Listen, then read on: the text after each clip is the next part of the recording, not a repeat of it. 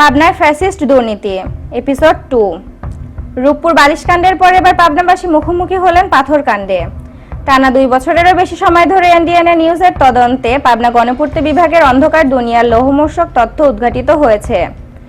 Pabna medical college হাসপাতাল, এখানে লেখাপড়া করতে আসবে দেশের শ্রেষ্ঠ সন্তানরা, চাকরি করতেও চিকিৎসা নিতে আসবে হাজার হাজার মানুষ।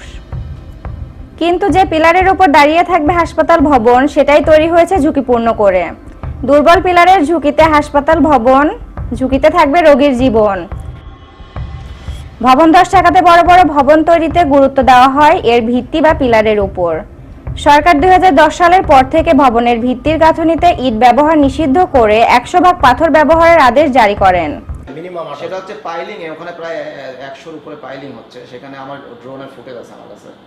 আমার ড্রোন ওই সময় চালু ছিল মার্চে। দেখা যাচ্ছে যে সে ওই পাথরের সাথে ব্রিক্স চিপ মিশাচ্ছে। সেক্ষেত্রে আপনার বক্তব্য পাথর দেওয়া, যেখানে শুধু ব্ল্যাক কালারের পাথর দেওয়ার কথা ছিল। পুরা পাইলের যেগুলো আমরা সিটু পাইল আছে তো ওখানে, সিটু পাইলে যে আমাদের ঢালাইয়ের প্রপোর্শন হচ্ছে সম্ভবত 1.3 আর 1.3 সম্ভবত। তো সেগুলো অবশ্যই পাথর দ্বারা করতে হবে, অবশ্যই করতে হবে। যদি এর কারণে যদি কেউ দোষী হয়ে থাকে সে শাস্তি পাবে। স্যার আপনাকে এখনই দেখাই, আমার কাছে ভিডিও আছে। হ্যাঁ, এনডিএনএ নিউজের কাছে সংবাদ আসে পাবনা মেডিকেল কলেজ হাসপাতাল ভবনের ভিত্তির গাঁথনিতে প্রকল্পের ডিপিপি ও রাষ্ট্রীয় আদেশ অমান্য করে পাথরের পরিবর্তে ইট ব্যবহার করা হচ্ছে। এ সংবাদের সত্যতা যাচাই করতে এনডিএনএ নিউজের ড্রোন পাবনা মেডিকেল কলেজ হাসপাতাল ভবন নির্মাণাধীন এলাকায় অনুসন্ধান চালিয়ে সংবাদের সত্যতা পায়।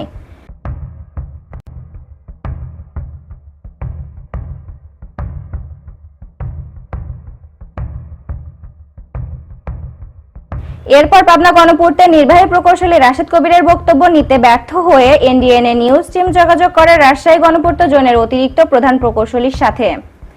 অতিরিক্ত প্রধান প্রকৌশলী ড্রোনের ভিডিও ফুটেজ দেখে হাসপাতাল ভবনের ভিত্তির গাঁথনিতে পাথরের পরিবর্তে ইট ব্যবহার করার সত্যতা নিশ্চিত করেন এবং সংশ্লিষ্টদের প্রতি ঘৃণা প্রকাশ করেন।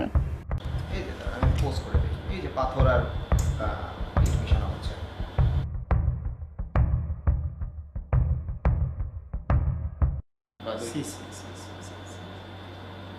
এসব অফিসার কি আর বলবো, বলার ভাষা নেই। সেগুলো অবশ্যই পাথর দ্বারা করতে হবে, অবশ্যই করতে হবে।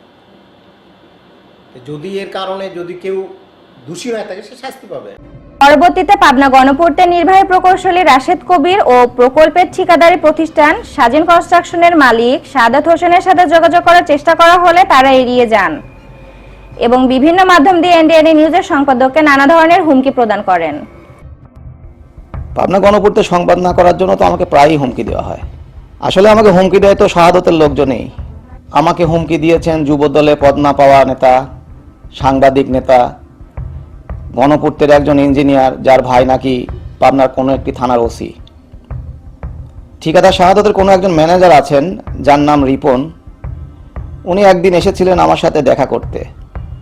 এসে একটি গল্প শোনালেন যে কুষ্টিয়ায় এমন একজন ব্যক্তি আছেন যিনি 3-4 জন মানুষের মাথা কেটে অফিসে সাজিয়ে রেখেছিলেন। তিনি নাকি এখন দুবাই থাকেন এবং সেই ব্যক্তি নাকি রিপনের ঘনিষ্ঠজন। আসলে সাংবাদিক সাগর রুনিকে যারা হত্যা করেছে, সাজিন কনস্ট্রাকশনের মালিক ঠিকাদার শাহাদত তাদেরই মতো। তিনি সর্বদা সাংবাদিক দমন ও নিধনে ব্যতিব্যস্ত থাকেন। যাই হোক, আমি প্রাইম মিনিস্টারকে পাবনার টার্বুলেন্স সম্পর্কে জানানোর চেষ্টা করেছি। ফ্যাসিস্ট সরকারের আমল যেমনটি ছিল এখনো কি তেমনটি চলবে, এমনটাই প্রশ্ন স্থানীয়দের। চোখ রাখুন সামনের এপিসোডে, দেখবেন আরো লোহমূর্ষক ঘটনা। সামান্তা শারমিন, এনডিএনএ ডেস্ক।